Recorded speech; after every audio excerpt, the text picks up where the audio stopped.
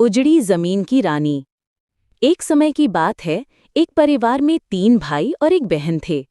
पिता के देहांत के बाद जमीन जायदाद और कारोबार का बंटवारा हुआ। तीनों भाइयों ने अपने अपने हिस्से में सबसे बेहतरीन गोदाम, दुकानें, उपजाऊ जमीनें और संपत्तियां ले लीं। बहन को सिर्फ एक छोटी सी सूखी, बंजर और उजड़ी हुई जमीन दी गई। बहन सीधी साधी और भोली थी। उसने कोई सवाल नहीं उठाया, कोई शिकायत नहीं की। उसने उस बंजर जमीन को ही अपनी तकदीर मान लिया। लेकिन उसने हार नहीं मानी। उसने उस जमीन पर पेड़ पौधे लगाना शुरू किया, पानी का इंतजाम किया, मिट्टी को उपजाऊ बनाया और दिन रात मेहनत से उस जगह को संवारती रही। समय बीतता गया। 1-2 साल नहीं, पूरे 20 साल की मेहनत के बाद वो बंजर जमीन एक हरी भरी खूबसूरत जगह बन गई।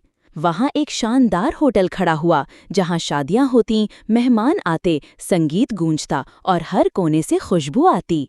वो बहन अब उस जमीन की रानी बन चुकी थी, पर फिर भी वही सादगी, वही दया उसके स्वभाव में थी।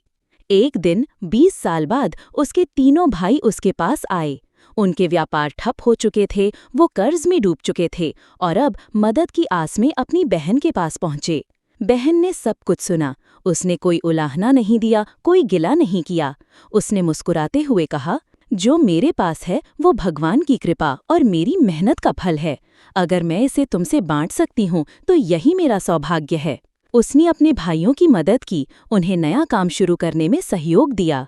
सीख: ये कहानी हमें सिखाती है कि मेहनत, धैर्य और सकारात्मक सोच से बंजर जमीन भी स्वर्ग बन सकती है।